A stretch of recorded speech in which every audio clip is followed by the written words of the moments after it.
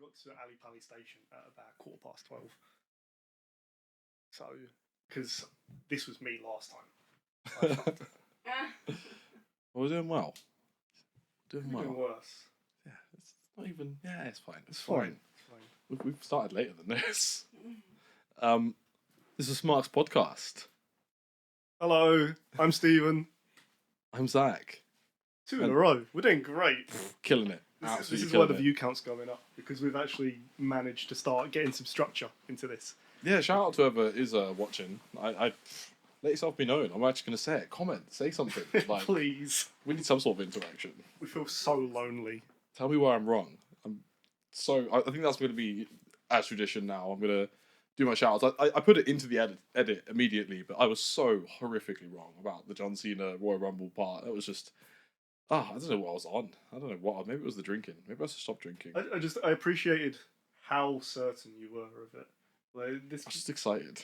I was just so excited. I had a point, and it was just wrong. My point was sort of right about Royal Rumble. Anyway, that's actually all I've got in terms of apology segment. I don't know if you've got anything this week. No, I've not seen any more Eugene stuff, so I'm doing all right so far.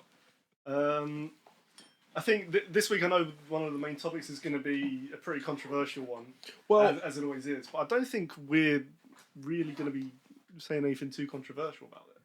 I think with this subject, I think I've got an angle. I think I want to tackle it two-prong.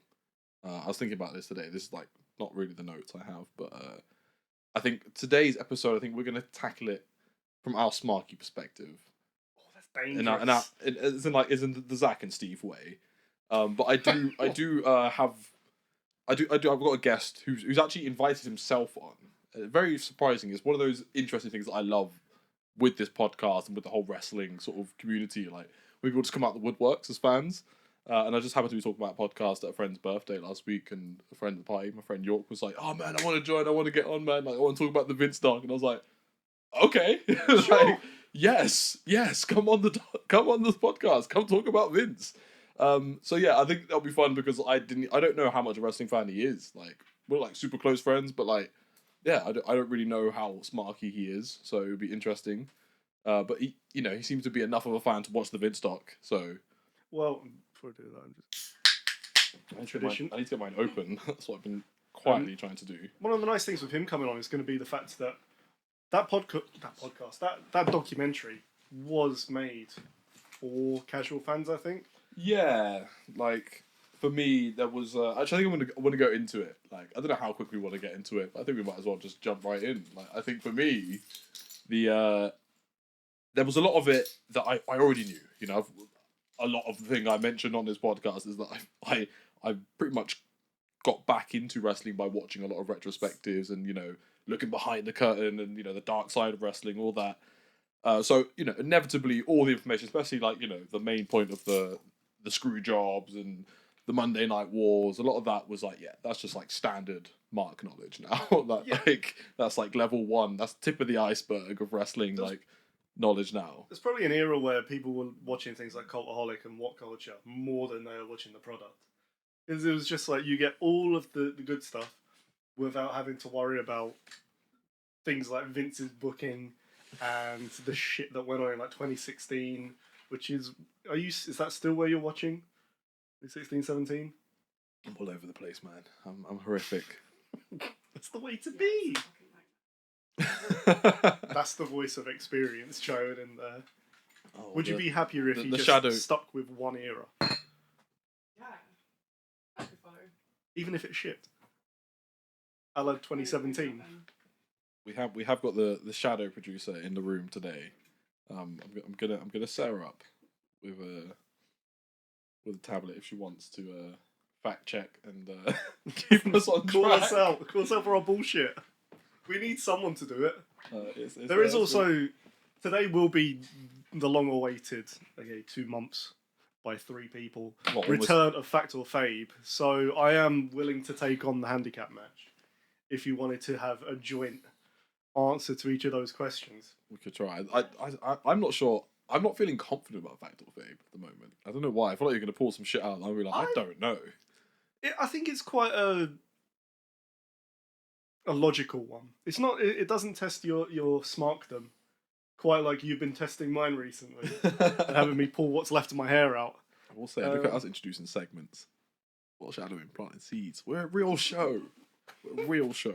Do you remember back in the day when you'd have like TV shows like Gamer and Bravo, and you'd always have like TNA on there, which is proof that anyone could get on there, and then you'd have like the side show.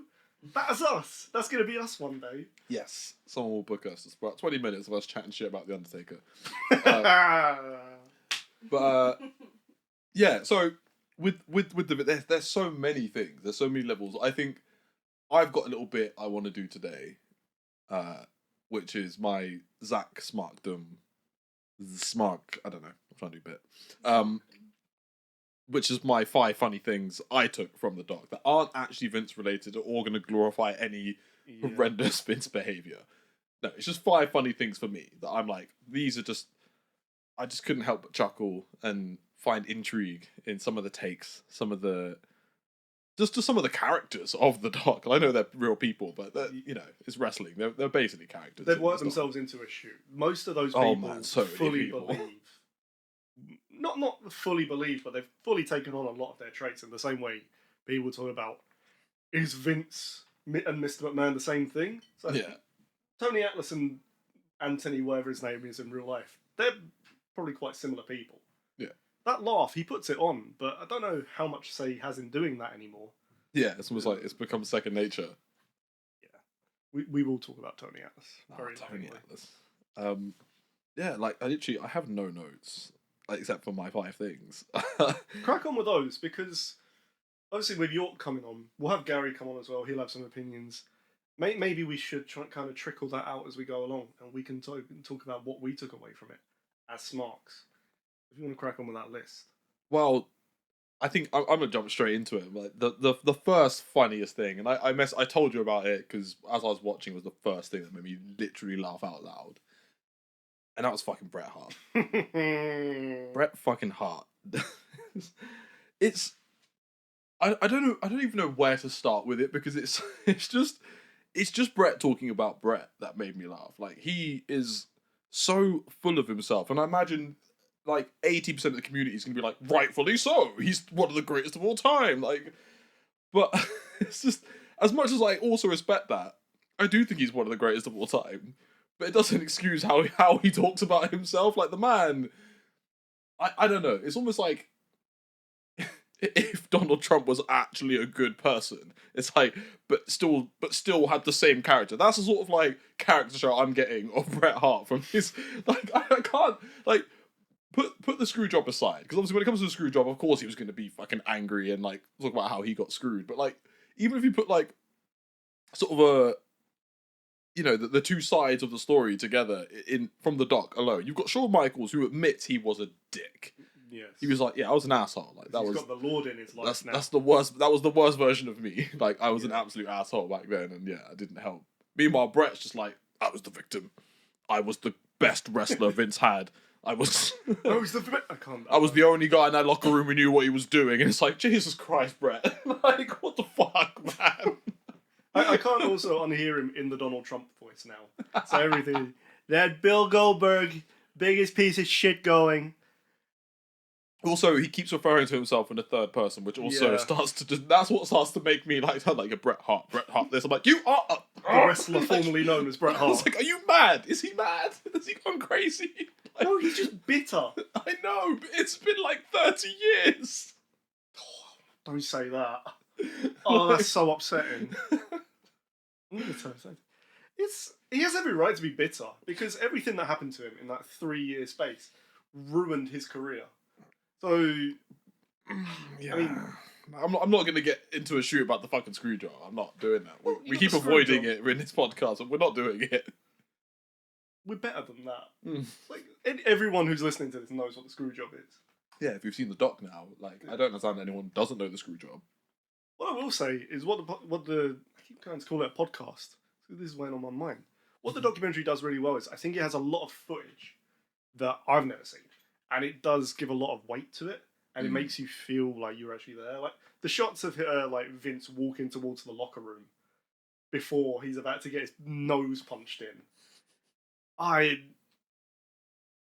It's the kind of thing where, like, if you're a 13-year-old wrestling fan and you've heard about the screw job, you dream of seeing that. Yeah. And all of a sudden they've got it. It's made me realise WWE has footage of everything. Oh yeah. Oh man, I think the killer part of that, to get into it a tiny bit, is the shot of Triple H talking to his wife, and she's just lambasting them all, like, God will look at you all, like, for this, like, you know, because obviously they're all just playing stupid. They're like, oh, we didn't know what's gonna happen. Like, Sean's a pretty good actor. it was savage. It was savage. Well, Sean claims to this day that he didn't really know how they were going to do it. They just knew that. I think he just knew that they weren't planning on letting Brett walk out with the title. The big brawl at the end. Maybe he thought that's how it was going to go as well. Yeah, but yeah. Given how much of a self-admitted dick Sean was back in the day, I think he knew to an extent. Yeah, but I just think that he's got no reason to lie about it now, and he didn't really admit to it. But anyway, moving on from that. So yeah, Bret. The first note is Bret Hart is an asshole. Like, as much as he's a legend, he too was an asshole. Like, he is an asshole, and he doesn't make himself look as innocent as he thinks in the doc. Like, he really tries to play, I'm the hero of the story. It's like, no, you were all dicks. You were all dicks who basically worked yourselves into a screw job. Maybe he was a good man, but he's still a dick. He was the victim of the screw job, but he was part of the problem. My partner, just to get a glimpse of, like, not the ego on Bret, but the way he was presented. You know that shot where it has Bret in the hallway, and the kid goes, "Get him, champ!" Eileen laughed their fucking head off at that. And that was Bret ruined. Straight away. It's like, ruined. No wonder the new generation fucking sucked when that's how they're getting presented. No disrespect. Well, lots of disrespect. A lot of disrespect. But this is the Smarks podcast. So yeah, number two. Hogan thinks he's slick, man. Hogan thinks he's so slick in this doc because Hulk Hogan, Terry Bollea, really, really thinks that by being as honest as he can be about Vince and somewhat being like, I think he's the first person to say, like, the Vince character, the Mr. McMahon character and Vince are the same person. Yeah. And it's like, yeah, you reckon this is your redemption arc, Hogan? You reckon this is your redemption after all the bullshitting, after all the low-key racism, after you think this is, like, you were also part of the problem, and he sort of admits it, but he doesn't fully admit it. He admits it from that's just the way it was back in the day, brother. We were all like that. And Vince was a monster. It's like, he was my best friend, but also a monster. Nothing to do with me. Like, even when it comes to, him being a snitch, now he's like, yeah, I was a snitch. In fairness, he did back Vince quite a lot in that. To the point where, like, when they had that feud in 2003, I always thought there was a case of, no, he threw Vince under the bus. Oh, he saved Vince big time.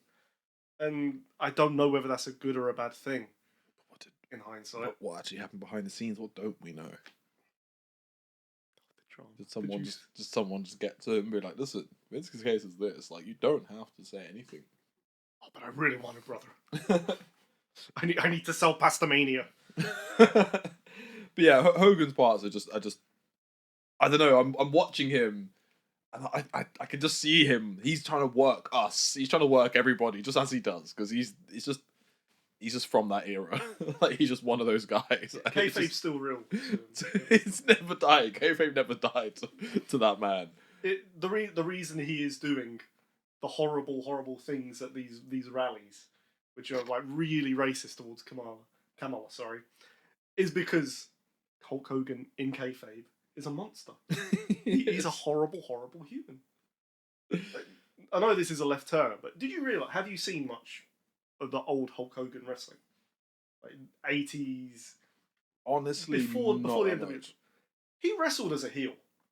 Like, every match he would have, he'd have his big Hulk up spot. He'd do all that shit, but he'd, like, rake people's eyes. He wouldn't go for a low blow, but all the dirty underhanded tactics. He'd throw temper tantrums when he lost. That dude was a heel. Yeah, but he was a real American. Shit, it makes sense. Fight for the right of every man. especially me, brother. I am every man. It's all in me. Yeah, he was ridiculous. I'm gonna move on swiftly to something a bit more light, but something that I thought was just odd is when they're discussing the Benoit stuff and the CTE stuff, and I do want to get into Stone Cold being a CTE denier. Well, don't call him that. That's horrible. He is, but use a like a more friendly way of describing him. Like he's agnostic on being on CTE. Like the CTE denier sounds so dark. It is what it is, brother. It is what it is. No, it was amongst all that is Taker saying to this day that he basically misses headshots on the chair. I'm like, what? What sort of madman misses being hit in the head with a chair? I'm not gonna like argue with him there. From a visual standpoint, it always looked brutal as fuck, and the thing that shocked me because more, it low-key was. Yeah, it was, but it looked great until you realise what's going on in their noodle. You know, something that surprises me more is the fact that Mark has that opinion of missing that, but at the same time, he thinks that the reason wrestling is shit now is because people rely too much on spots. This is the man who threw mankind off of a Hell in a Cell. Oh, Mark, here we go. I agree with him, but like you got to have a fine line between, or no, you got to like have some self-awareness in terms of saying, I miss hitting people over the head, and also people do too many flips and spots these days. He had some pretty brutal chair shots. He did. Like, we're taking that away. And he's like, oh, I'm going to be a tough biker man now. That's why he's got the bandanas to cover the lump, the indentation here. He still wears it to this Careful, day. Mark, you're walking a very thin blue line right now. Leave him alone. Leave him alone. That's the point of this podcast. So yeah, Taker misses chair shots, which is just funny to me. I was like, you're lucky they got rid of it. My God, like he could have really, he might not have ever given up the kayfabe of the cat if he kept taking headshots. I'm sure of it now. He'd still be wrestling. I'm scared. He wouldn't know where to stop. Gotta keep chasing that dragon. Number 4 is Meltzer is a double agent. Meltzer's just, what side is he on throughout this? It's like he doesn't like anyone really. Yeah, well, I'm convinced he hates wrestling, but I was gonna say, what did you think of Meltzer during that? It's just like, it's almost like he's that guy who wants to be right in every situation. So he just, it's like, I don't know, with every story, he's like, it's like he feels like he's dropping the bomb. It's like, I've got the real story, the real side to it. And it's like, whose side are you on? He's like, one point he's defending wrestling and the culture vehemently, and next minute, yeah, Vince is a scumbag. Like, I mean, both of those are true. Like, you got to defend the culture, but Vince is scum of the earth. my favourite line. Oh, what's his name? The journalist who hates wrestling. Oh, I loved that dude. So much I can't Producer, remember. we might need a name check. Excellent. Like, he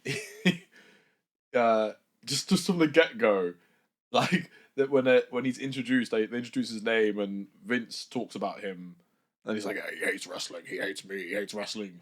And then, like, you could tell, like, the question from the Netflix producer was like, you know, why do you dislike Vince so much? And like, it just cuts to him. Like, him was like, because he's a fucking scumbag. Yes, because he's a fucking scumbag. Is it Dave Meltzer? No, No. not Dave Meltzer. No, he is a wrestling journalist, but no, I was really upset seeing him with long hair, by the way. Meltzer. Yeah. Phil Mushnick? Yeah. Phil Mushnick, yes.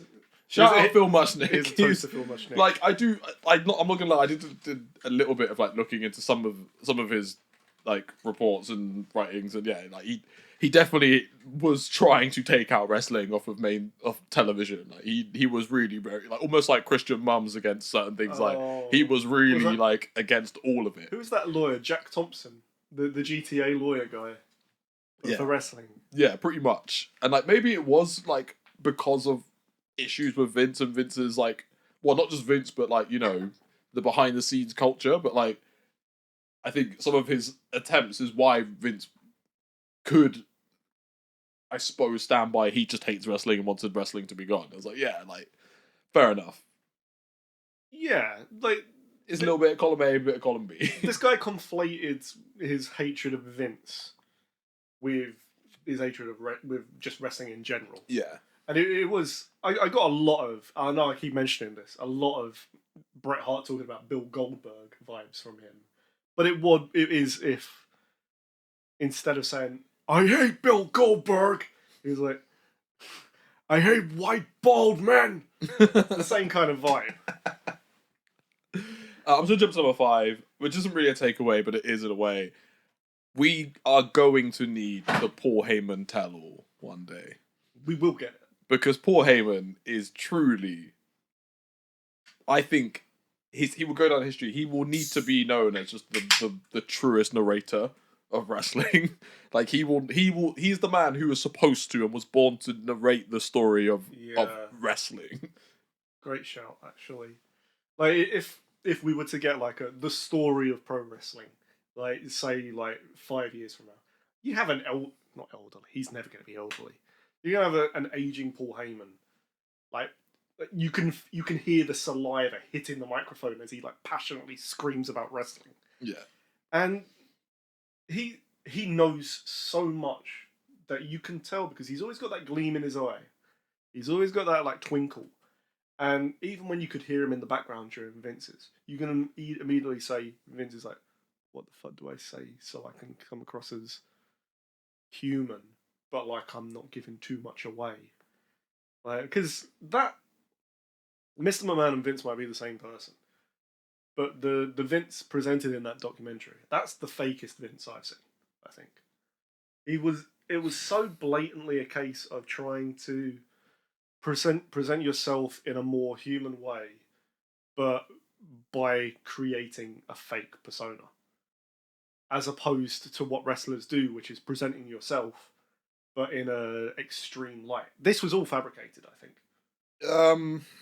I think you're right. I think Vince was very much trying to sell everyone the backstory he wants us to know, and the version of events from his perspective in a heroic sense.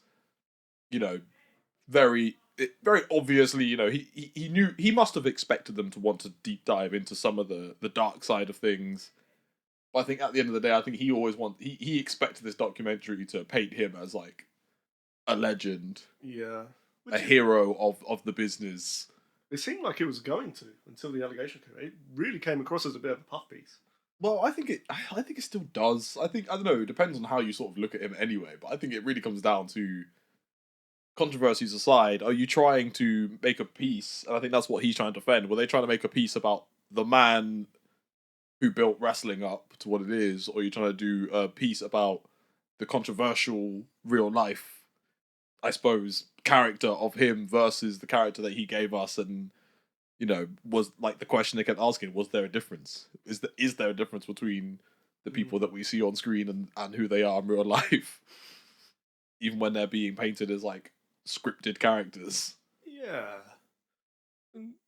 It does make sense. Like a lot of the characters who came on to do interviews with him. I mentioned Tony Atlas before, he came across as quite grounded. Hulk Hogan, he was just Hulk Hogan. Yeah, Hogan is the version of Hogan we've been seeing sort of trying to perfect this. I don't know. I don't think there's much difference between what Vince was trying to do versus what Hogan's trying to do. I just feel like Hogan's had more opportunities to do it for the last 10 years. Yeah. With his like, because like, you know, I think Mark, our Lord and Savior, did a quite a good bit explaining sort of like pulling down the curtain and how I think culturally for wrestlers it's a big deal for them. Like he never saw a day where he would have to stop being the dead man behind the cameras, because obviously the way the business was, like, you know, especially when he when they created the character and when he really hit his stride, there was no internet culture. Like, you know, he was out on the streets in the trench coat, being Undertaker, never really like having to drop the character. He had one of the most extreme forms of like having to keep kayfabe up. And I think he was dead 24/7. I think, you know, that aside, I think being honest about what happens in wrestling behind the curtain about what the culture is also still, it's difficult for some of these lot to actually do. And like, I think with PR like culture as well that they've had to adopt. It's difficult for them, and I think Vince, being probably the figurehead of it all, has never really had to be honest about who he is and what his business acumen is like. Yeah, he's always been able to, like, maybe just because Mr. McMahon as a character as an outlet as well, it draws more attention to it, especially in the light of the Montreal Screwjob, where it was kind of, people had been presented what they saw as the real Vince, and it's like, I'm going to turn that into a character, and people are going to not know the difference between the two, and then it kind of muddles kayfabe again, because even though kayfabe's come falling down, if you blur the lines between the two, all of a sudden people are like, I don't know this guy. Yeah. I thought I did very briefly, but maybe that is who he was, and maybe that's who he's playing on screen. And let's be honest, he mastered that. He mastered doing that. It's genius. Like, you compare what he's doing to what, like, Tony Khan does these days, where he doesn't understand the concept of kayfabe, and he is just, this is coming from me, a dweeb. Like, the dude as in Vince McMahon, he managed to, all the way through that, keep the wall up. Even in spite of the reality era. In The spite fucking reality era. AKA the drizzling shits era, which we'll come on to in a bit, because I need to talk about something there. But to go back to who you were talking about with this point, how much do you think of what we see of Paul Heyman is real? I would say the version of Paul Heyman, because Paul Heyman is another one who's, I think he's actually probably like increased his legend with his sort of shoots and like doing interviews recently, like, because Paul Heyman, he loves the business. Like, I think there's something to be said about someone who's taken to wrestling in a similar way that Vince has, tried to only ever try to bring wrestling up and improve it and take it to new places. And Paul Heyman, I think, comes to an even more interesting place because he basically failed, was given a lifeline, and is like still managed to hold on and maintain a legend, still maintain that sort of creativity, and everything he's managed to do to wrestling is still there. And I think for him, everything I've seen about him when he talks about wrestling, when he's actually being truthful and honest and talking about, like, the dark side of wrestling, and his perspective is always one that I find he's honest but playful. But you know when he's not fucking around when he's trying to tell you the truth. To be honest with you, like, if he's not going to talk about something, or if he's going to avoid mentioning something, he will. And I think there's certain things he does it respectfully. He's like, there's just things that, out of respect for certain people, certain situations, he won't talk about. But I think, like in this documentary, for example, I think he very much tells you how he views Vince. Yes.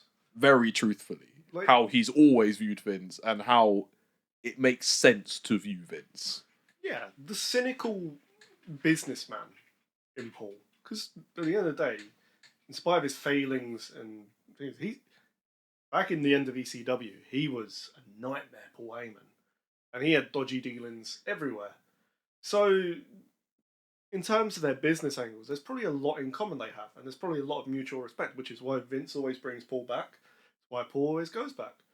And so he would only say things about him that he would fully believe. And there's probably more respect than people would anticipate. And at the same time, I think he doesn't say anything about Vince that he wouldn't say about himself. Yeah. Like, there's nothing under the belt, even if it feels that way sometimes.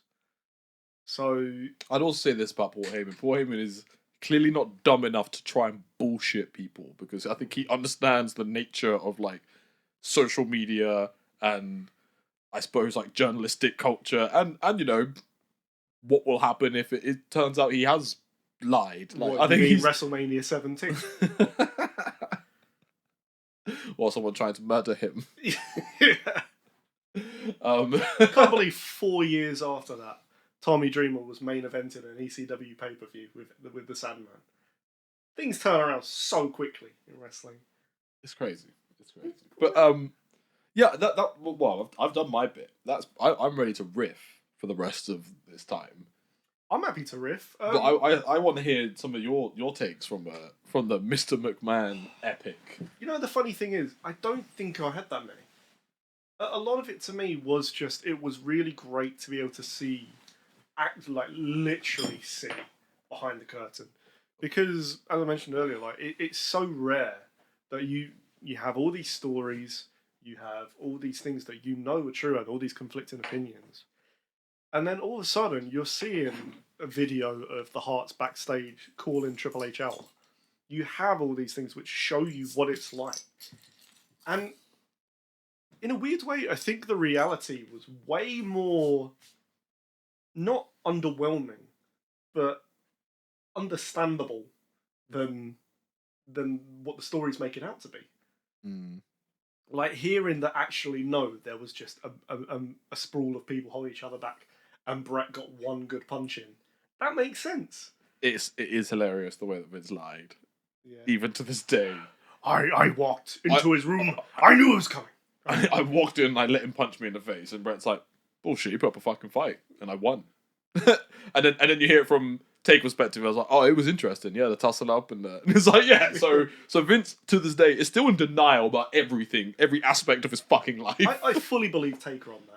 I think they're both at two extreme ends of the spectrum, and then Undertaker's there like, that was fucking great. I loved it.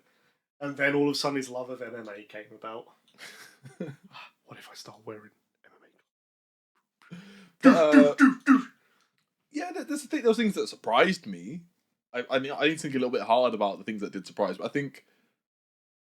Okay, interesting thing. I think every time I see a good retrospective on the Monday Night Wars, there's always something that tickles me, or I'm like, oh shit, I didn't realize how deep it was. I think the only thing from this one that I think I maybe had like forgotten how I'd forgotten this detail, but like having it sort of put my face again was like the way in which they were ruining their results, because obviously WWF, WWE was taped, so fans were obviously having seen the show live, and then they were just finding out the results and announcing it.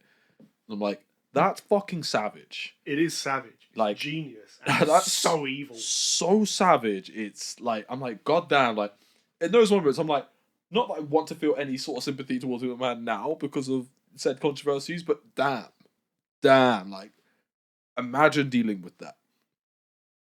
Oh, imagine. I mean, it is the kick in the arse to go live, but at the same time, they were fucking shite at the time. They couldn't afford to go live. Imagine if before I finish editing this, Olivia just goes on social media and just puts all our notes and like, yeah, it's really boring. Don't bother watching this. They're gonna they just talk about Vince. They just talk about someone, and they're completely incoherent. Like, don't bother watching. They Sparks. get Like, this and this wrong, and they apologise for this and this. Like, spoilers done. How savage would that be? Like, it's crazy. We're not trying to fight for like television like ratings. I think that's part of the thing that makes it even more like not savage but amazing, is that was the thing that ended their run of like beating Raw every week, because they revealed that Mankind was about to win the title. And I was like, I want to see that. Everyone tunes into Raw. Raw batters them in the ratings. And they never win again, WCW. It's like, what they had was... The only reason it worked was because they had a better product. Maybe not a better product, but they had people wanting to watch their products more. It's the equivalent of saying, like, don't bother tuning into this other show because your favourite uncle is about to turn up at the party with a few beers... and he wants to see you in particular. You're like, what? Me? No, I'd rather watch Uncle Eric again, please. But I don't really have many other things I can think of right now. Like, obviously we'll discuss it again. Yeah, I'm sure we'll discuss it at some point. Like, especially because there's going to be more coming out. We need to talk about the Vince stuff more in depth. But there was one thing I wanted to mention, which was like, have you watched Who Killed WCW? No. I haven't either, but I'm going to get round to it. And I always thought, I weirdly thought, I was like, I wonder if there's a perfect point in the McMahon doc to stop and then watch Who Killed WCW just before continuing from like his purchase. Like the Star Wars Hammer Cut or whatever it's called. Yeah. You do episodes 4 and 5, and then you go that. You stop, and like I was like, that'll be. I'm sure it's a very interesting. Like, you're like, wait, stop. Now we need to just talk about what happened to WCW and whose fault that was. You make a great point here because there's so many documentaries that you can spin off. You could go into the rise and fall of WCW. You might even be able to bring in the self-destruction of the Ultimate Warrior. The ECW stuff as well. ECW stuff.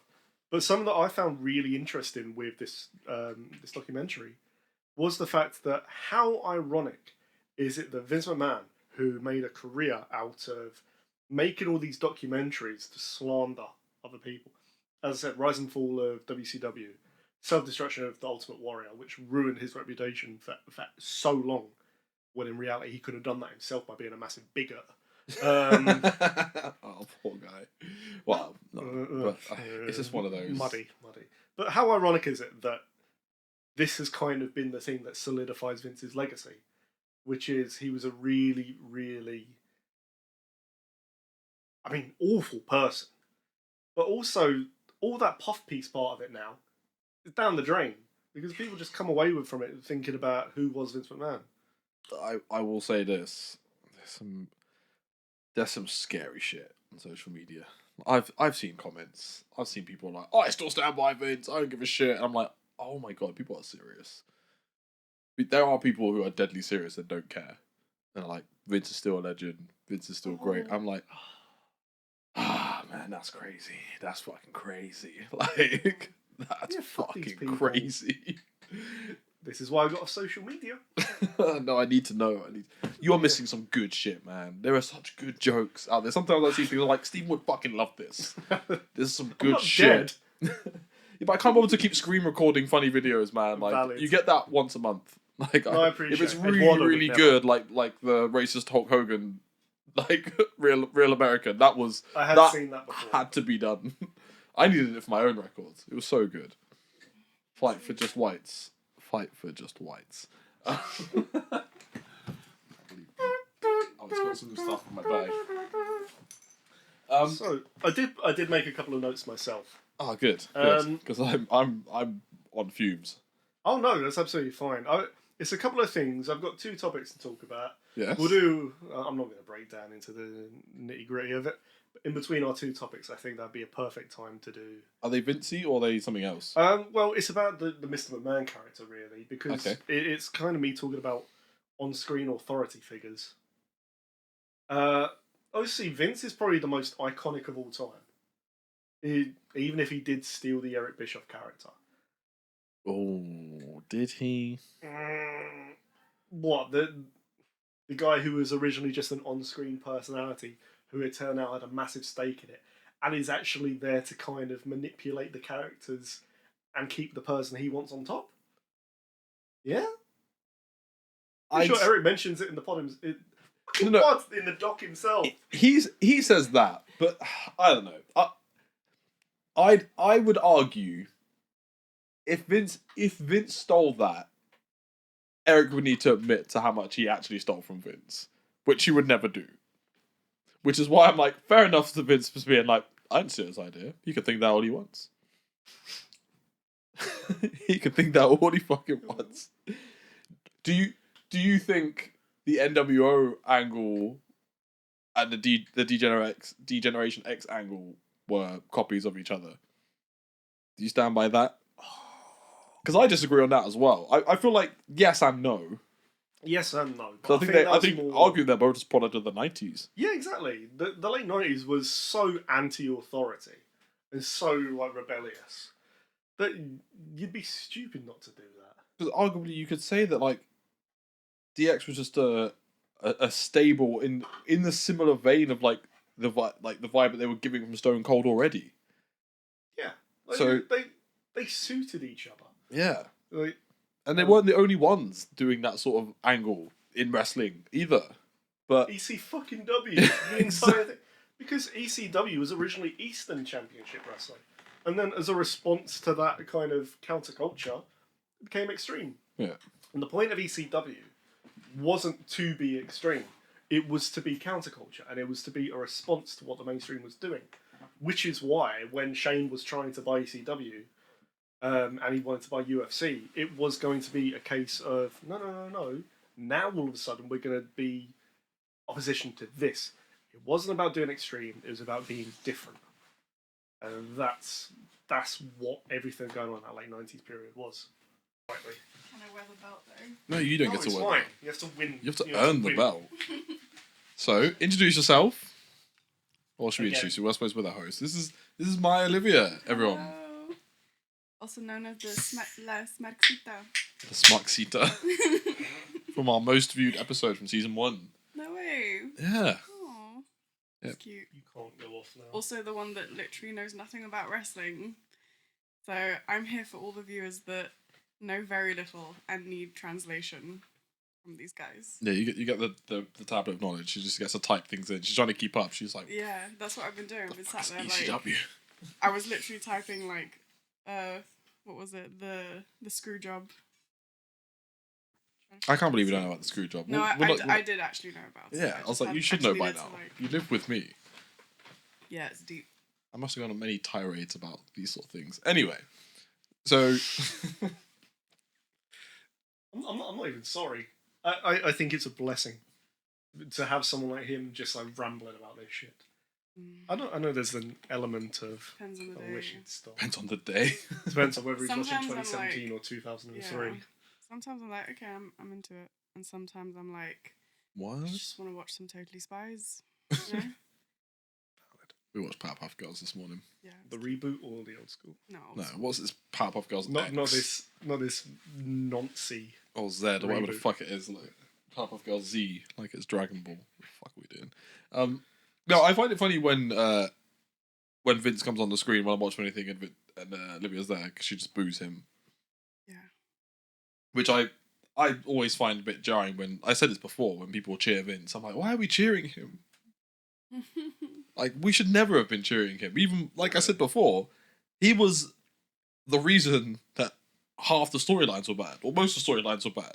So even when he randomly decided to show his face, we should have booed him. I don't know. It's that weird, like, you know, when you got that really awful uncle or granddad. No, You I have to don't. respect them. Not respect, but pretend you do. Well, he is You know? also like, you know, the one that built the company, so there is But he's like a bastard, no, man. but listen, because I obviously don't like him. Like he's been shady to say the least.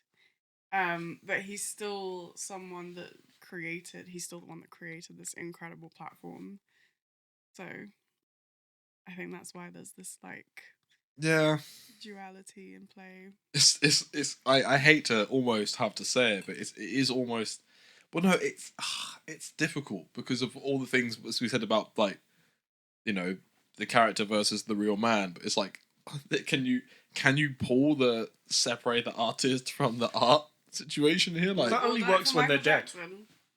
but like in this situation, it's like okay, he's a bastard, and even his character was a bastard in retrospect because it was basically just him. But like the rest of wrestling, I don't know, because what are you separating between the two? You know, the especially when you've got the idea that platform Vince is he's this- created. He created a great platform. He did awful things with it and was awful as well.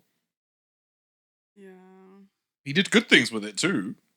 like, be No, a star. he made space for other people to do good things with it, I think. Yeah, it's just making me sad. What the reason I brought this topic up really was because I wanted to talk about authority figures as a whole. So, like, you can look at Mr. McMahon as a character and what made him such a great, hateable character in terms of authority figures. But at the same time, as we've gone along in the wrestling sort of canon over the last, 25, 27 years, whatever it's been, there's been so many authority figures. And I want to know which ones really... You'll have only seen the ones that have been on in like 2003, 2017. But I want to know which ones I don't really think I'd know their fucking names burned. either. Well, like Vicky Guerrero.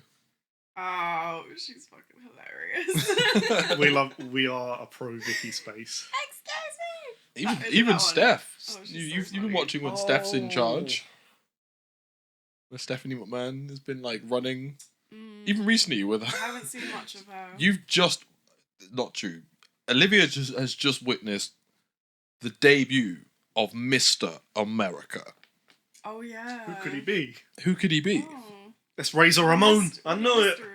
And in one of my random, I say tirades, they're not tirades, they're marquee rants. I was giving the whole. So in this era, Rowdy Roddy Piper's actually old already because his era was.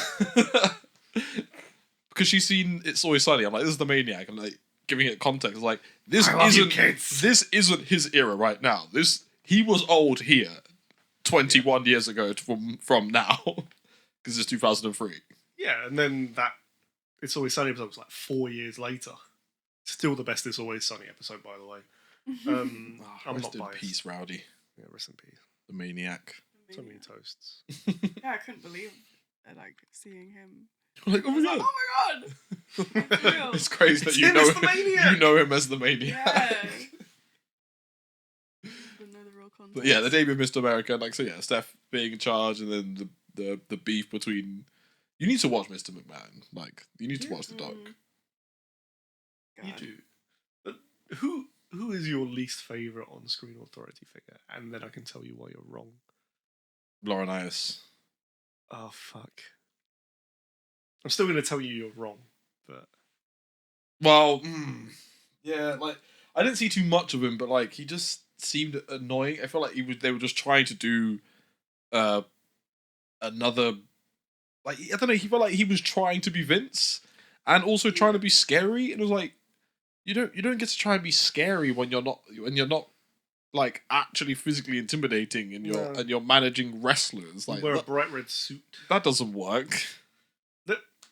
You raise a good point with him, because what they did with him was the Vince thing, whereas like all of a sudden like everyone had heard stories of Johnny Ace because of like his booking and his like backstage shenanigans, and then they brought him out during the Money in the Bank CM Punk Cena match, and it was kind of one of those things where just like Vince, they brought someone who everyone had heard of into the foreground, and it did not work. He was the most detestable sack of shit on screen ever.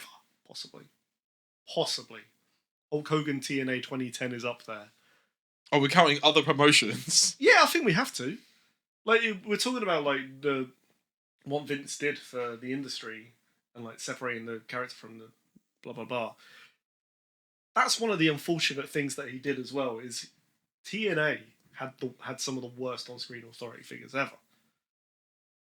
One of those happened to be Hulk Hogan, who just recreated WCW in its dying days. Yeah, that was bad. I've seen clips. I've seen the clips. Like when they turned Like, AJ Styles into Ric Flair. And I just have an image of Kevin Nash playing a chair like a guitar. Age 60. Like him and Scott Hall. Like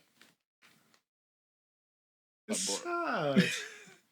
it's sad how many times they've come back like that. No comment. That's the sad part. They won't be doing it again. They can't physically. One of them's dead. Sad rendition. Dun, dun, dun, dun, dun, dun, dun, dun. Anyway, so who is it then? If I'm wrong, if it's not Laurinaitis, who is it? I mean, you threw me a curveball with Laurinaitis, and I'm getting really angry thinking about it right now. Because that might be the right answer. It could be the right answer. It really is hard to compare that to the anonymous Raw General Manager. Oh yeah, what did that turn out to be? Oh, I might not answer this. I might save that as What year are we talking? a what's the word? A tiebreaker for the Fact or Fabe. Oh fuck's sake! You have to Well, guess who I that don't is. know the answer. But you know WWE circa 2010 to 2014, so you could probably guess it. No, you're involved in this. You're not allowed. You're not a allowed part- to cheat. I can't even remember what to type. So. Good. Viewers at home, Jesus. keep an eye on that. Get VAR involved. So the whole gist of the Raw anonymous general manager was at random points in the show, There, at every point, actually, there would be a laptop on a pedestal at ringside, and all of a sudden, Are you cheating? Are you googling it?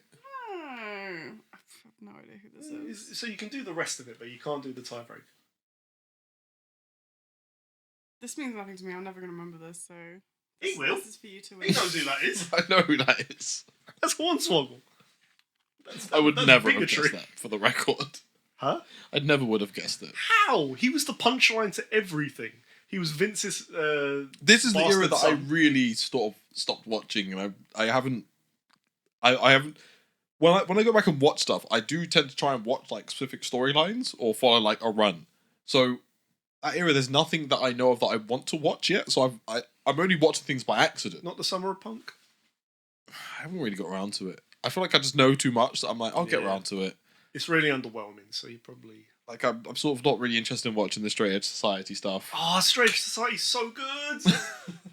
But I know how that ends as well. He doesn't cut his hair, I know. He does. He goes bald. Well, no, but he tries to, like, avoid it, right? Yeah, he wears a mask. Yeah. And then, like, Big Show, like, cuddles him on top of a ladder and then rips the mask off. and then he comes back looking like an actual human being because he has normal hair and he does look greasy as fuck. Oh, Punk. That's one of the greats. Love Punk. Love. I booed the shit out of him at All In 2023 because you're childish and a mark. But this last year has changed me. Can't even deny it. Like, yeah, childish mark. No, the show had only just started and I had no idea what was going on. I was so drunk. I'm sure I've told you the story about me trying to get home that night. But the Raw Anonymous General Manager, the whole gist of it was that you could have a match going on, and at any time, all of a sudden, the lights would start flashing in the arena, and then you just hear doo-doo-dun, doo-doo-dun, and then Michael Cole in the midst of his like peak heel era, like which I don't know why they did that anyway. Because it's Michael Cole and he deserves a run. Do we deserve that though? It's Michael Cole. He's the current like main commentator. I keep mentioning Michael We Cole, love the Michael Cole. the legendary Michael Cole. Yeah. We watched 2003, so we're watching young Michael Cole. 6 years ago, he would have been like the most detested man in wrestling.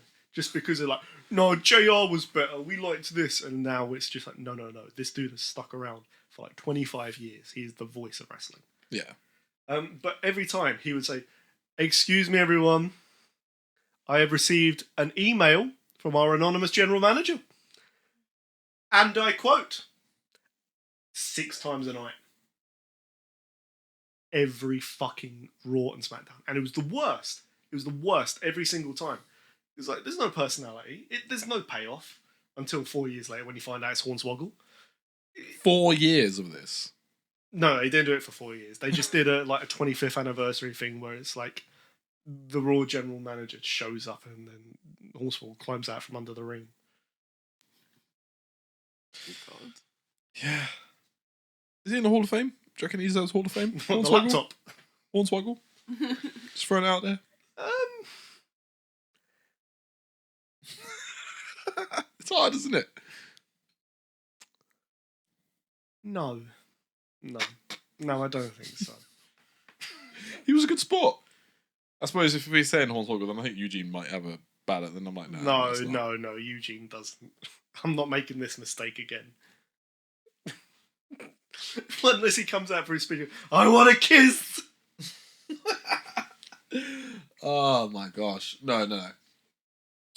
By the way, you're running this, but you're basically okay. No, that's absolutely fine. You're in charge of this. I'm not used to running the speed of this. What other general managers and? Oh, I can remember a lot. Like, you know, there's obviously the greats. You got your greats like Teddy Long, running SmackDown. Everyone loves Teddy. Gotta love a bit of Teddy Long. If you don't know Teddy Long, he is the little black man who used to famously put everybody against The Undertaker on SmackDown. Oh, yeah, the first thing that comes up is Teddy Long Undertaker. Yeah, he would just be like, "Player, I'm putting you in a match tonight, 1-on-1 against Long. The Undertaker! And everyone be like, And ah! because it was like 2008 SmackDown, they'd have like the piped in cheers. So it'd sound like, you know when you turn like a washing machine on it. And that was basically just like an overused punchline, and also SmackDown basically needing to flex that they had The Undertaker every week. Yeah. Right. When he was taking a week off, it'd be, in a tag team match, player! Am I going to get cancelled? Yeah, Teddy was great. So much so that he didn't he reference it in his Hall of Fame speech. Yes. It made no sense at all. Like, it was him, like, you know, making a joke. I'm like, I want to put you on one-on-one against The Undertaker. Like, who? No one knows. But it was just funny. It got a laugh. Oh. Yeah, Teddy was great. Obviously, yeah, Vicky and what's his name? The one who had a threesome with the other ones. Brad Maddox. Yeah. Can't believe you remember Brad Maddox. Of course I would. I So Brad watched Maddox all is of that. famous for coming on the women's title. Maddox. I'm just googling everyone. Was it Brad Maddox, Paige, and Xavier Woods, yeah? Yes. Yeah, they made a little sex tape. They're the ones that made the sex tape. Yeah. Oh. Xavier Woods, the one, you know, from the New Day. Yeah. And he's currently on a sort of heel, about to turn heel. I like it because he looks actually insane. Yeah, he's wearing black tights now. The true mark of an evil I man. want to put up the picture of him at the end of the match recently from Raw. He just looks like actually insane. Like, his hair's like back, like all back, but like swept, and he's like holding. He just looks like he's going like goblin mode. He's just like, I hate everyone. Get off me, Kofi. Where's Biggie? Oh, Biggie. But yeah, I'm trying to remember other people. What makes a good or a bad one to you then? Good acting, for one. So Being able to act is solid. I suppose also, you know, I feel with the general managers, I always now I feel sorry for them, because at the end of the day, they have, I think, of everybody, they probably have the least control over their lines. I think the current day ones probably have a bit more, and obviously Stephanie could do whatever the fuck she wanted. Oh, God, I hated Stephanie in the 2010s. For that reason. Stephanie was up and down. It was up and down. Like, she had her moments. I think it was always, I think, because you just have to accept the nepotism with Stephanie McMahon and her role within WWE. It's one of those, you just accept it. Sort of like Bronny James right now, the NBA. You're like, of course, like, it's pointless for Bronny James. If you don't know, you'll come to know. He's literally, Is he good? no. That's the point. He's not good yet, but he'll get every opportunity to become amazing at basketball. He's also called Bronny. No, his real name is LeBron James Yeah, of course Junior. Junior. Junior. I'm not getting into how stupid basketball No, players are when it comes to don't. naming their children. It's I am like looking for a new branding. Apparently, I don't get it. Wow. It's fucked. Anyway, You're point being, like, trademarking your son's name. with Steph, like, you know, look at her. Like, they talk about it in the doc, for God's sake. Like, she's been in the business since she was a teenager, being used very liberally. Let's say. I know it sounds horrible, but let's be honest. Like, some of her immediately, like, thrown into angles of her being basically like just a damsel in distress, being sexualized by wrestlers, So her all 18th on the green birthday. light of her father. Like, oh, this week, Stephanie, you're going to be kidnapped by Triple H. And he's going to marry you in Vegas. And you're gonna consummate the marriage. And then you're going to have kids, and you're going to take over the company for me. it's all a work. He's coming back at the end of this. Turns out they were never married. I think, Triple okay, H has always I'm been going to married dip back else. to the documentary one last time, because this is my deepest and darkest take. Do you really, really, really think that he has no influence on the product at all? No, I think he has people there, and he will always have people there. Yeah. Because I think corruption implications aside, right? It's not even that, like, oh, he has like his fingers in the pies or controls women. Like, I think it's as basic as this. The man is responsible for where wrestling is at today. So if if like, you know, Stephanie's on the phone to her dad, having a little catch up, you know, how you dealing with the allegations today, Daddy? Did you watch Raw? Yeah. What do you think? What do you think about what we're doing with Jey Uso? You know, I think you should. have Braun destroy him one more time.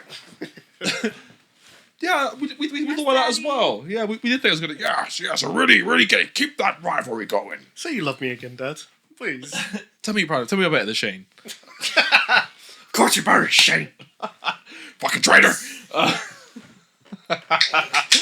Oh god, we're horrible. I do like an Asahi. That's gonna be perfect for when we get signed by them. But that's my. You both need sponsorship because you're always drinking. Actually, you got 2 different brands today. I can't. But yeah, that's my conspiracy theory. Like, he could never really truly be out of the picture until he dies. No, you can't. Because like I say, like it's almost like he's that vet. He's that old school vet. You almost can't not take the advice of Vince. Yes, he's made some terrible calls storyline wise, but like in the grand scheme of like the 40, 50 years he's been in the business, you can't not listen to the man's advice. Everyone feels like they owe him something. Everybody does. I think that's the scary thing from the doc. Like you they all have to respect what he's done for them, regardless of the fucked up. Like it's almost like the macro versus the micro. The micro is fucked. You look at them under the microscope. Yeah, it's fucked. There's so much fucked up shit from Snooker to Sable to everything. Like it's fucked. But on the macro, the grand scheme of thing, this thing that was a laughable, almost carny act is now like $1 billion industry. Yeah. Undeniably. The general manager conversation was a little bit tricky, I think, because Olivia doesn't know any. Exactly, and that's fine. And let's be honest, the majority of my watching from back in the day, like I always have to like draw a line between me watching now, because I feel like that's cheating. Like, I watch wrestling now as a smark. Like, I barely pay attention when I'm watching wrestling. I put on a Raw and I also play a game on my phone at the same time and keep looking up. Like, I'll look up and I find it weird that I pay attention to promos more than I pay attention to wrestling. The actual wrestling in the ring. No, I get it. Because let's be honest, it's all about like, you know, it's about the story of the match. So like, was the match long? What was the ending? What were the main notes of the match? Who played heel? Who blah blah blah? Was there interference, shenanigans? I can get the gist. I refuse to believe that Dave Meltzer watches wrestling like watching every detail. Like fuck that shit. This man's watched 1 million wrestling matches. There's no way. Of course. I can't do it. My point being, I draw the line now because obviously when I was watching wrestling when I was younger. Yeah, the things that I remember, like, you know, most of there wasn't even general managers when I first started watching. There was no general manager. It was just Vince. It was just Vince. Suddenly waddling in. In fact, weird little walk. Little test. I think we got time. Can you remember when they started introducing general managers and who the first lot 2002. were? Wait, actually, can I jump in? Yeah. Because I might be wrong, but I know you're going to be right. So I believe they started off with general managers. Obviously, after Vince. I want to try and be right about this, but I've got a ballpark of like 3 people I remember being the first few general managers. Right. One of them was Mick Foley. No, Linda. Wrong. Then I have no idea. I mean, in fairness, this might be a time to Google it because this is where we've discovered that I've never seen wrestling before. The first 2 were Ric Flair and Vince. Was it Raw Rick? and SmackDown in 2002. Did we go from Rick to Mick? No. When did Mick Foley come in? Rick was Raw, Vince was SmackDown. Well, then we had the fuckery of... Because no, that was like ownership though, right? Yeah, no, but then they both took a brand each. Oh, yeah. This was around like the turn into WWE. And then, can you tell me who took over? This won't have an impact on what's coming up in a second. No. Can you tell me one of them? Teddy? No. Teddy's so much later. This was 2002, 2003. Oh, wait. We're talking about Raw? Raw and SmackDown. Oh, wait. No, I'm being an idiot. So what? You know Raw. Yeah, Raw, Eric Bischoff. There you go. Took over. Who did he always used to sexually harass? And then on SmackDown... Sorry, It's just it's 2000 wrestling. Was Steph? It was Steph. Yeah. Like, what am I saying? Yeah, this See is the names. Yeah, I had it. Right. Moving on from that though, we've spoken about general managers. We've spoken about authority figures. We can come back to this another time. There was an era between 2008 and 2011 where they didn't have an authority figure. They had a weekly celebrity guest host. I do know of this era. I don't know who they were, although I probably... That's really good, that. That's really good. Oh, Because you know what time it is? It's time for Fact or Fave! Oh, shit. Oh, shit. We're in trouble, Olivia. I'm taking this away from you Yeah, now. I was going to say, because I'll cheat. Because I'll cheat. I will cheat. She just admits it. She's like Eddie Guerrero. Maybe it's a Latin thing. Wow. Lie, He cheat, said steal. it. Wasn't me. No, she said it. She said she'll cheat. She said she would lie, cheat, and steal. Right. Viva la I raza. may have left the original list at work. Oh, God. So I may have had to do this like late last night. So you're gonna lie, cheat, and steal to keep the belt. My Yeah. God, I'm Yeah. full of. So I'm hold surrounded on, by can corruption we here. both, because you've been holding the belt for a long time now. I mean, I've not defended it once. I feel like Cody Rhodes against the Bloodline right now. Like I'm about to shenanigans are afoot. I'm Can not we going like- home with the Edwardo's gonna belt. come and smack This is WrestleMania 39, guys. I'm not getting the belt. The story is What if not we finishing join tonight. forces? Although I know nothing as well. I sort of want an underdog story where you somehow just guess your way to I winning the know, belt, and it would be but- fucking hilarious. I mean, I assumed you were going to work together and you were going to come up with a answer. strategy. Well, let's see. Let's try. If I end up getting all the questions, then I'll change my mind. See, I am going to be betrayed. I'm trying to think. What was like the ultimate betrayal story where someone like was the babyface and then got really screwed, other than Daniel Bryan being pedigreed by Triple H. I don't know. It wasn't the Ultimate Warrior. As soon as I hit Ultimate, I think it was him. Him the whole time. It was me. Austin. No. Oh, I hate Right. shouting out funny Vince moments now. Yeah, no, you can't even use the memes because you can't even use the wow meme. Oh no, the crying one is still valid though. The Vince crying, Oh, yeah. that's because he's crying and it's funny. yeah. Great. Sorry. Or I could randomize it. I could ask for a number between 1 and 10, and then that's where we start. And then I just work through 6, Whatever you think. then 1, then 9. 6. 6, 1, 9. Your first question is: did this celebrity duo host Raw? Cheech and Chong. Yes, they Yes. did. I was Are gonna you say sure? Yes, they did. Yes. She said no. See, No, that's no, where the I divide said yes begins. twice. Are we together or not? Cheech and Chong Oh, did host. okay. And I swear, if it was like, now they hosted SmackDown, I would be really mad. I'm not that petty. They did. Yeah.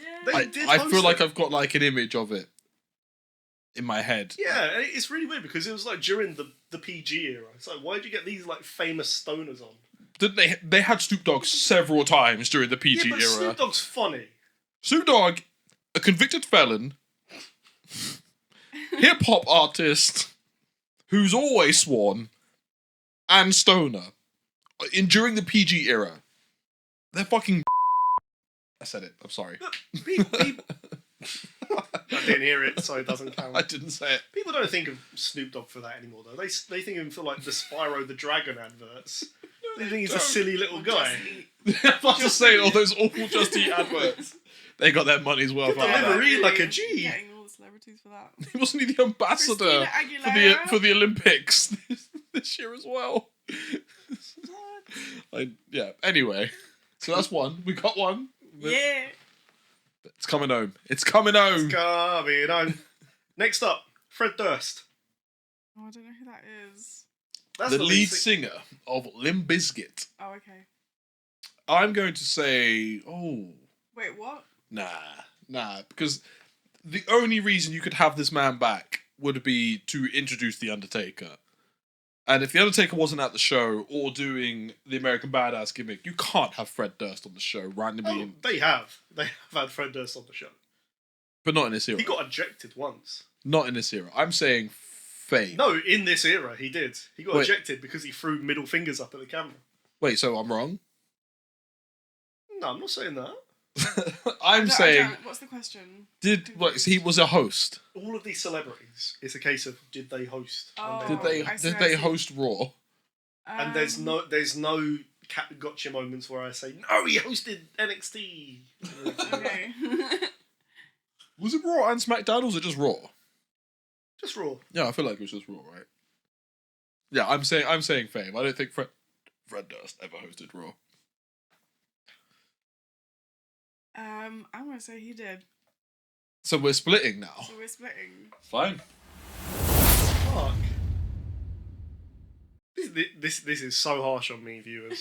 This is unorthodox. No, because Either then, way, the bell's going home with yous now. well, no, now we have to decide on like a threshold. Like you have to get a certain amount to go in with the belt. Then I'm gonna say 6 or above. Yeah.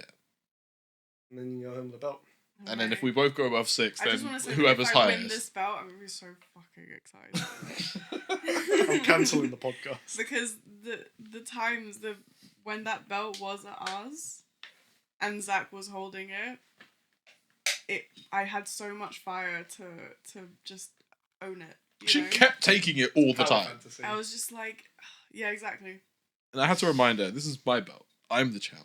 Just walk into the Bloodline theme song just playing, and she's just throwing the ones up. I was doing it to Rhea Ripley. This is my brutality. So who was right? Udonis vibing in the. Yeah. Fred Durst never hosted Raw. I told you. He just wasn't. It's just past his time. It was way past his time. I can imagine an appearance, but it was way past his time. I should have known you would have got that because you have the good logic for these things. I remember the unnecessary See, amount I of don't Limp have Bizkit in the- the early days in like 2002, 2003. I don't have the timeline in my brain, so I feel like I'm at a disadvantage. Move in the move out, hands down. Tell me what you're gonna do now. So like I remember from that WrestleMania, where I was like, why couldn't he do the whole line? He like would just stop like, tell me what you're gonna do now. I was like, there's a line before that. Why did you keep skipping it? Are you out of breath? Yes. Because he's doing this. Move in the move out. Stop dancing. Stop. WrestleMania. That's my favourite WrestleMania right there. That's the good stuff. That's what makes wrestling wrestling. But does this next person make wrestling wrestling? So, Did PewDiePie ever host Raw? what? I'm gonna say no, PewDiePie. because I have never even seen like a clip or shit. anything. I'm gonna go with no. No, I'm going to say no as well. I don't think PewDiePie did. I think you should say yes. No, that's not how this works. She raises a good point though. No. He didn't. Yes. They weren't that on the pulse. Got 2 points. I don't know. I've seen iShow Speed on SmackDown, so Yeah, but that or was whatever. like an 8-year gap. That's different. Is PewDiePie still going? Yeah. Yeah, I Hopefully think not. he is. Probably, I don't know. He's Once a once dad a now. YouTuber, you're always kind of a YouTuber. Yeah. Even if Once you've got a get cult pushed into kid the following, pits. you don't Your massive relinquish. children. So, is it 3-2? Yeah. Nothing to me, but that's not the point. That's nothing to me. Did the Reverend Al Sharpton host Raw? You don't get to Google this one. Oh, No. for fuck's sake. Like, I know there's some fucking bizarre shit in here. Like, some real bizarre shit. I've no idea. Like, there's only one I can actually, like, guess in advance. But I know that they did. But other than this, I'm going to say yes. I say. What do you say? I'm gonna say no. I say no. I mean, it is yes. It is yes. Well, It's the most boring fucking episode of I Raw bet. ever. Because they used to do weird shit. Like, I don't want to say it because I'm scared it might come up as a question, then I'll know for sure. So, yeah. Let's continue. I'm winning. Yeah, It's you're 4-2. 4. No, this belt's not coming on. It's about fucking time. Did the Muppets host Raw? Oh, that would be so good. No. When? I'll tell you that. These spoilers. Yes, they did. I know, because I saw it. Oh no! That I sounds knew so this would good be the one though. you saw. God damn it. Because I was going to say, the Muppets fucking did it. That was what I was like, and then you're going to bring it up. I was like, it's the fucking Muppets. Oh, I don't know. I feel like I should replace that one. If you've seen it. Because wasn't it, like, more Sesame Street? No, it was because the Muppets. Kermit It was was around there. when they did the film. Yeah, because Kermit and Miss Piggy were there. Oh my god, that sounds amazing. Yeah. It was so good. Yeah. And there's so iconic. a shot of that weird professor one with Seamus. Beaker and Seamus. Yeah, that's it. Beaker and Seamus. And he's like got Seamus' hand. He's like, and they're looking at each other. Just love watching them. When I discovered YouTube, that's what I would watch on YouTube with my friend Sophia. Mana, mana, do, do, do, do, do. Mana, do, I'm running away with this now. It's 5-2. Yeah, no, that's it. You're winning. You're not allowed to touch his belt when he takes it home now. He gets to loom over the bed holding it like that. Well, once the belt enters my space, I cannot be controlled. You have to hit him with it and then run away with it. Yeah.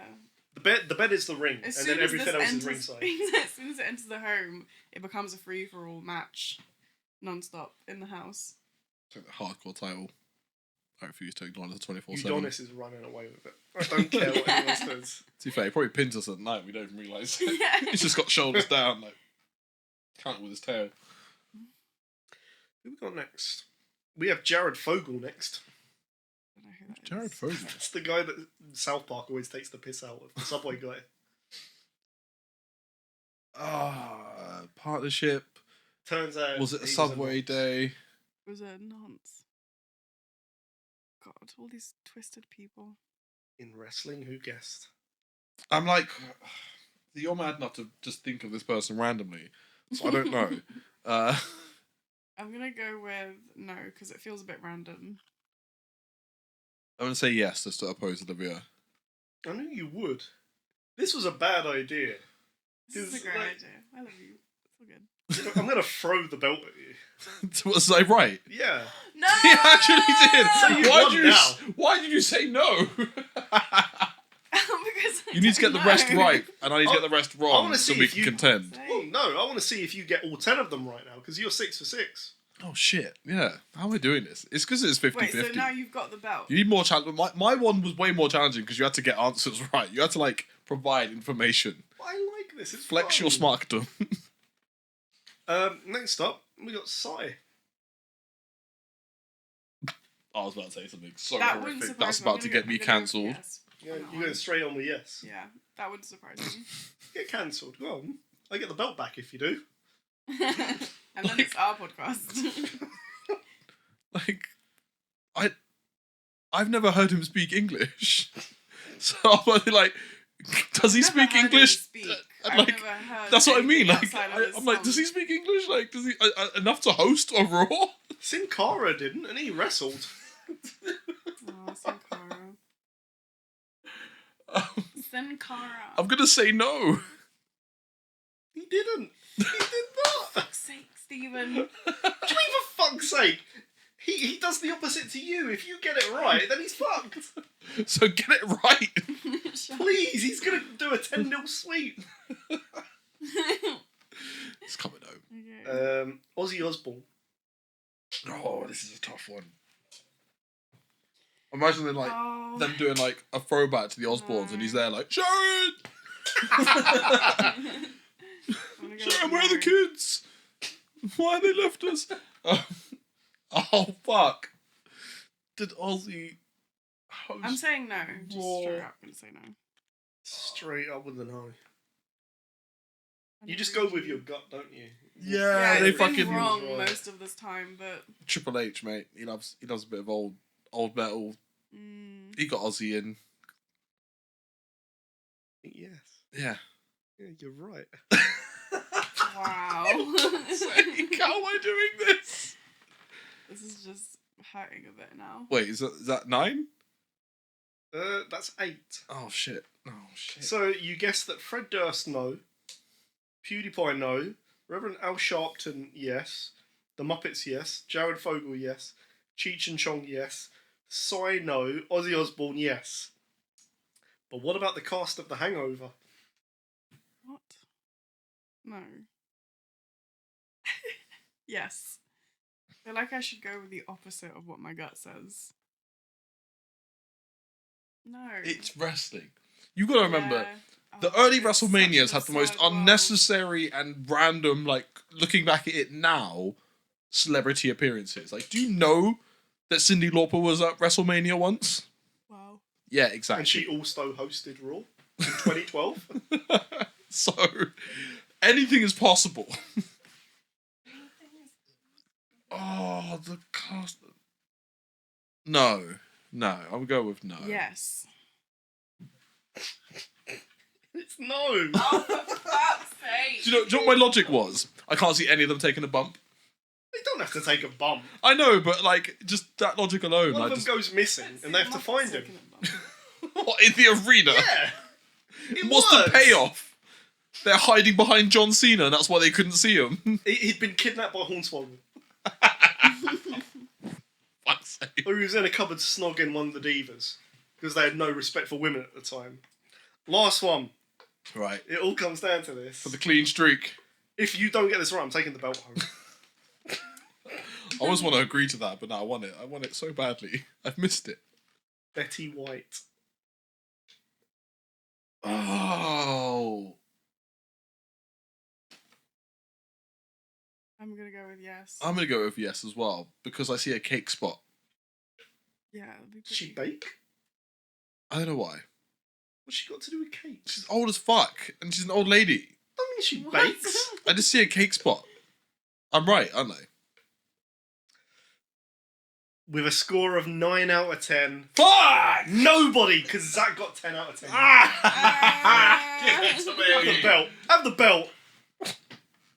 Acknowledge my I smarkdom. can't see. I did not expect it going that badly at all. Wow. This It's is alright. why it works better Yeah. when he does it, because he comes with the hardest questions, but he's also really nice to me. So I walk out with the belt.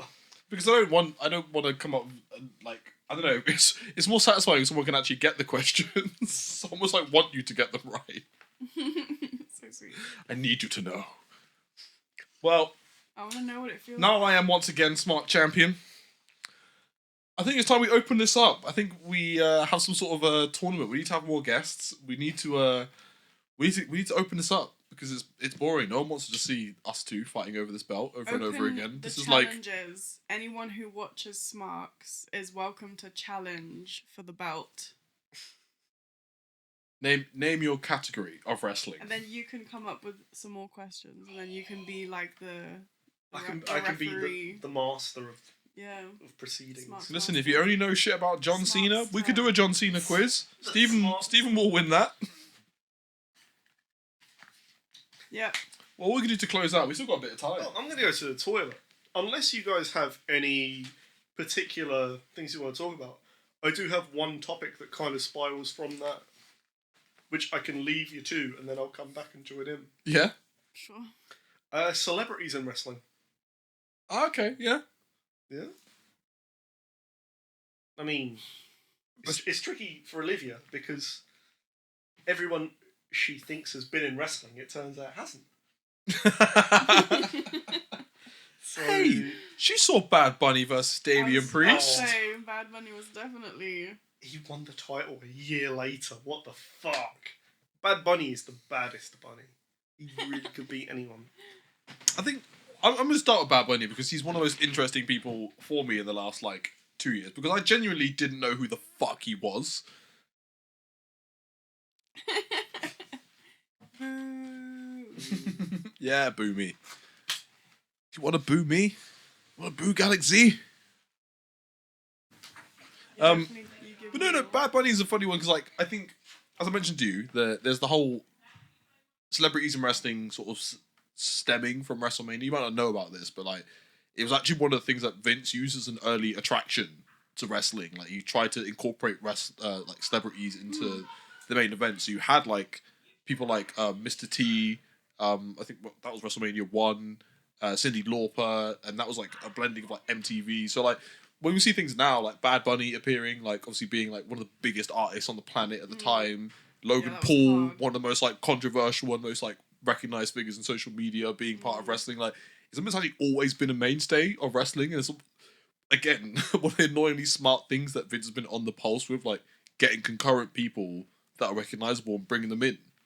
Well, it works. It's a good formula. I thought Bad Bunny was quite good. I think also when he walks in on that song, like Bunny and Logan are probably like, I think most people have had a lot of respect for them because I think they were the ones that put the most effort in. Like, I'll give like a story you might not know about. I want to say maybe 99, 98. I'll have to correct myself in editing. For the WrestleMania, they introduced Mike Tyson. Huge at the time, and had him part of D-Generation X. And, you know, Tyson, I assume he knew the product, he understood what was going on. Didn't stop him from fucking up and accidentally punching Big Show really fucking hard. Like, oh my god. Accidentally, Big Show, like, he felt that punch. And that just shows, like, you know, because he thought he could just come in, do the bit, you know, this is all jokes and it's all fake, and like, you know, I'll just give someone a punch, and like, I think someone else also took a punch from him, and they're like, oh man, Mike I don't think he knew to pull his punches too much. Whereas now, Bad Bunny took like a year out of his fucking life to train, like, you know, Logan Paul moved house and like, you know, built a facility, like, you know, invested in becoming a wrestler, like.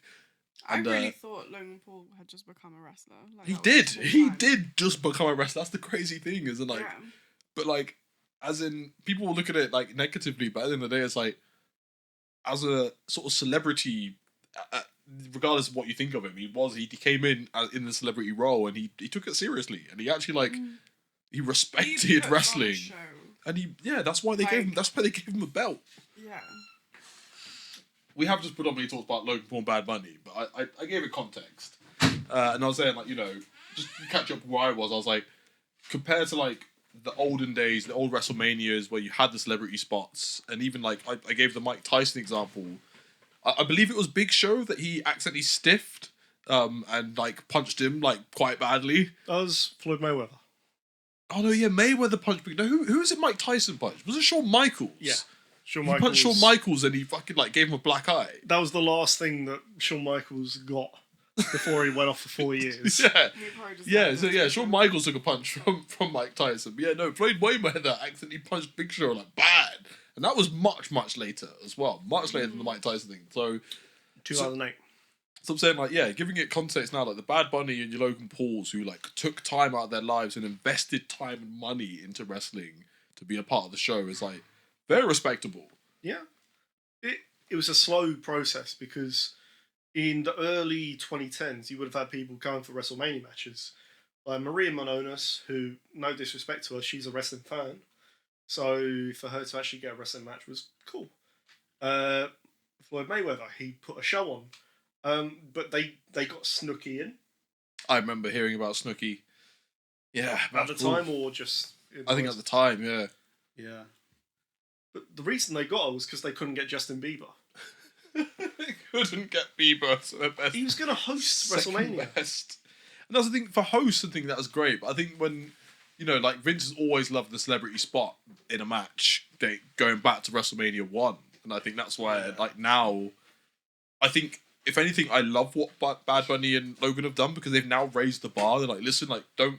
And actually, they weren't the first ones. I think, Stephen Amell, the Arrow...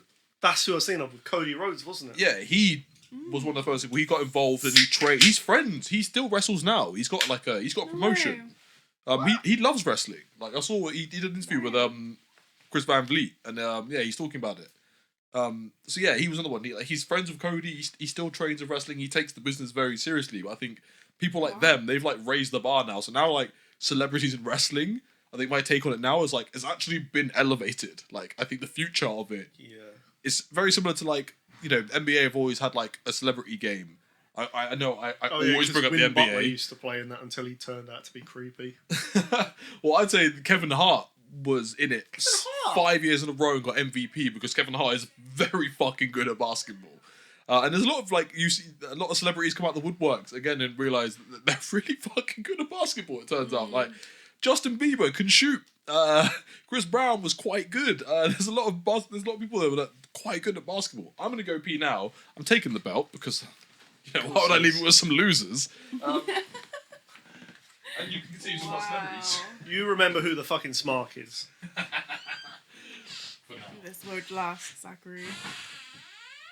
He's so smug. He is. I'm He's actually really proud. so upset. But also, I just there was no way I was gonna win. No, but you came on and you guessed with your heart. I did. My heart was so wrong. She was on the she was just not getting it. She'll get stronger, and the more you come on.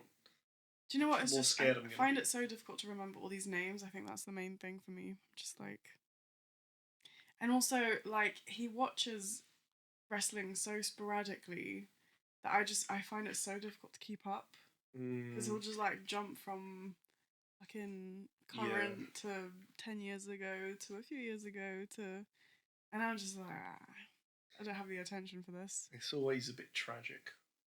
Like he'll be watching 2003, and it'll be Stephanie fighting her dad. Yeah, in there's a a lot of bloody stuff that I kind of want to walk out on as well, and I'm just I just don't feel like I want to watch this. I mean, please do walk out on it, and then please do tell us why you've done so. Yeah. Because what was it? The other day he was watching I don't know what year, but it was they had water guns. It was a wet t-shirt contest basically they were doing in the ring. And I was like, there are babies standing around here, and these poor women are put in a line with a white t-shirt on, and they're just you have to act as sexy as possible when I blast you with my water. I don't know. They did a probably. diva search for 2005, 2007. It was definitely a diva thing.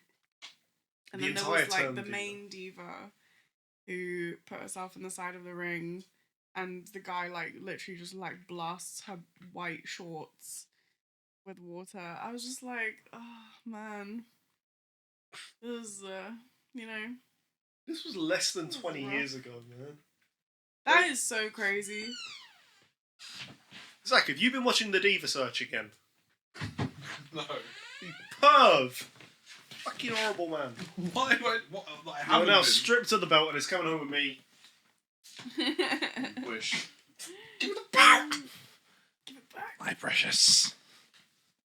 I was talking about the wet t-shirt contest Oh no. thing. I watched 2003. That's like I said, it started with Dawn Marie and. Oh, it was actual wrestlers. It wasn't just putting people through their paces to. Oh God! Yeah, it was bad. It was bad. That was It was really bad. the Keeblers, your Tories, and the. You just missed something. It got even worse.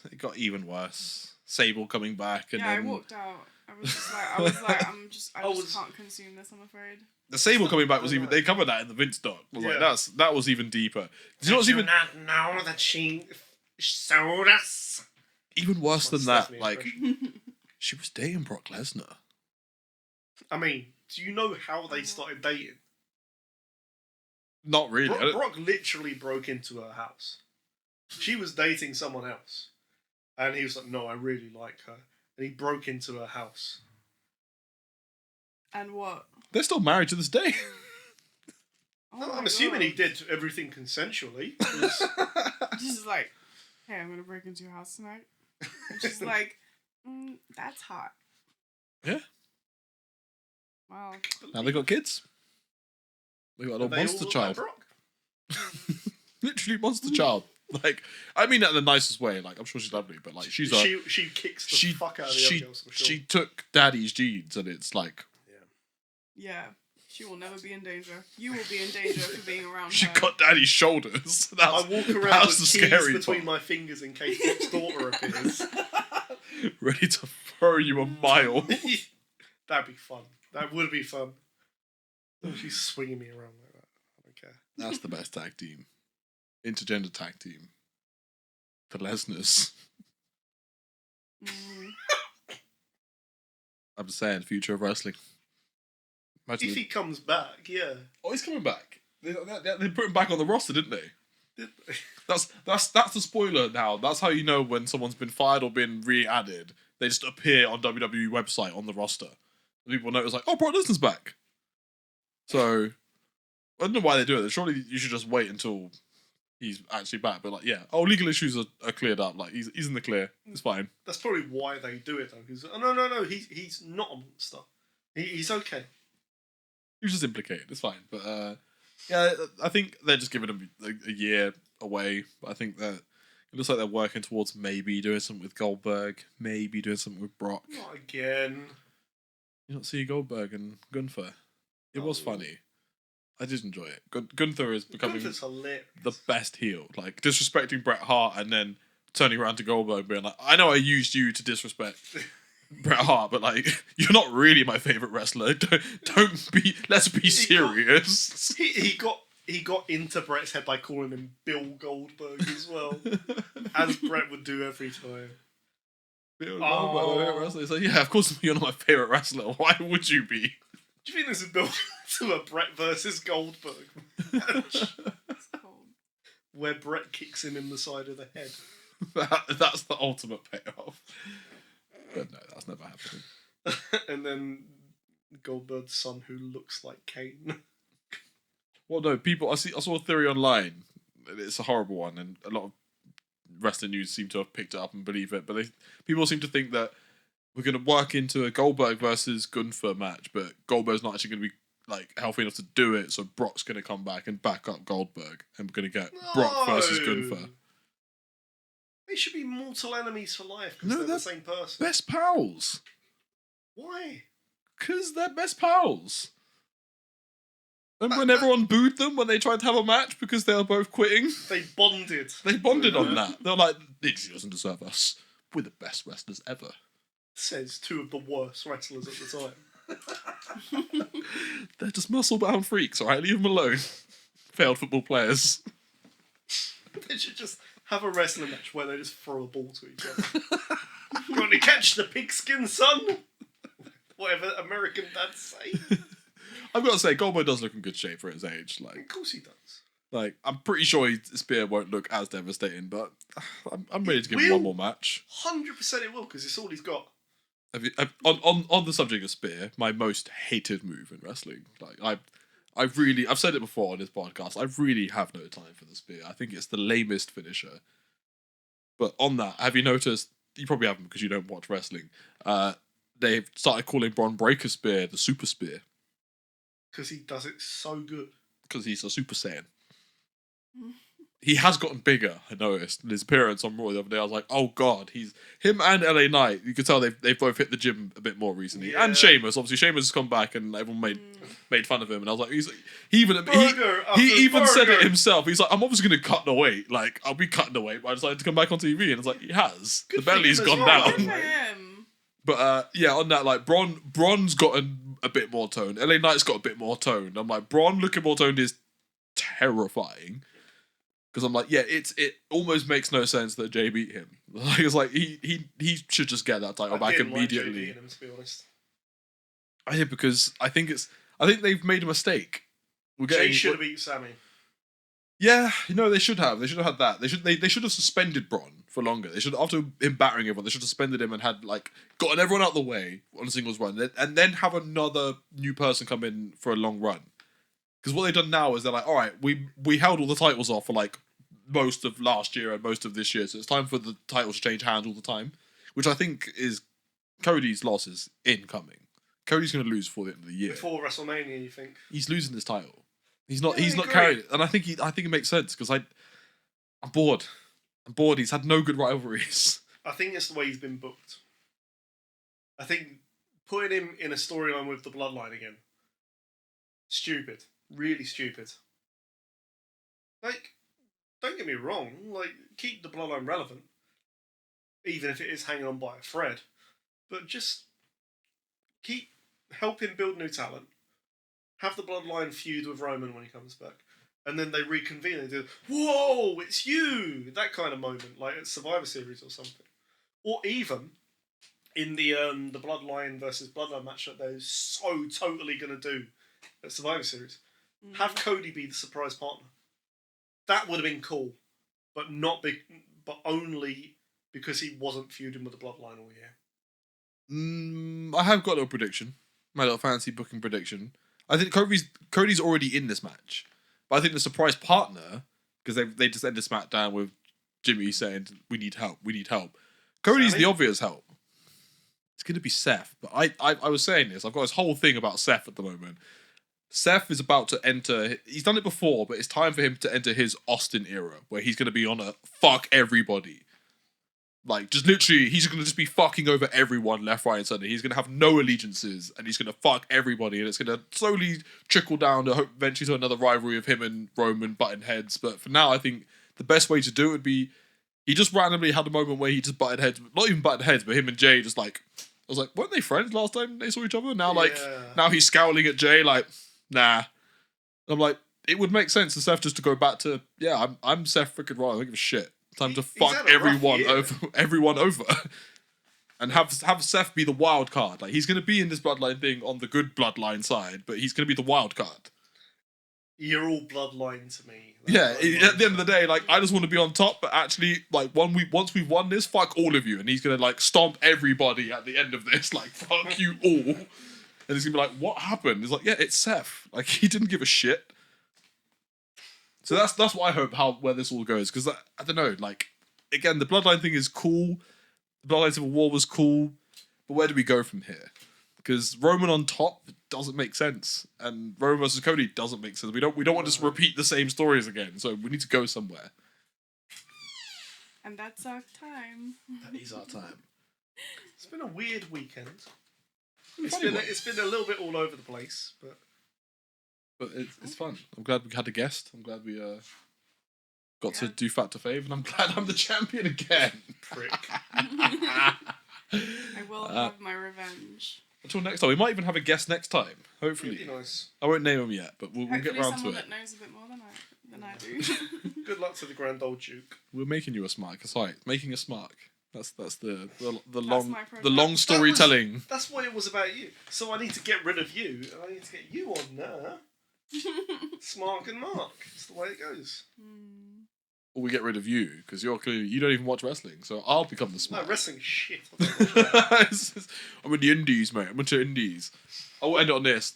This one tried to claim that she wasn't that into wrestling to a friend of ours, and I had to quickly highlight the fact that she goes to independent wrestling events, to which he replied, you're in pretty deep when you're watching indie wrestling, and I will you add absolute that mark. I was definitely the one that like prompted us all to start going to indie wrestling, because I just feel like it's just gonna be a better world out there. You know? You're a mark. Yeah, it's okay. And it is so much fun, so much more exciting. Make it rain, make it rain. Make it rain. Yeah, She's going to win that belt. Fuck yeah. I have opinions on that, but that's for off the podcast. When they invite us onto wrestlings. I think Donnie needs a belt as well. Donnie does need a belt. I want to say it again. Invite us onto wrestlings. I think he's really uncomfortable around us because he's like, why are they so supportive? Why do they? Well, I can't support GN1 anymore. They're all bloody crutches. Oh, I fucking love them. I'm so They're just sad in the they're hospital, all injured. Anyway, enough. Good. That's our time. Yes. Until next time, everybody. Much love. Bye, everyone. Bye. Comments. I have to keep waving till you turn off.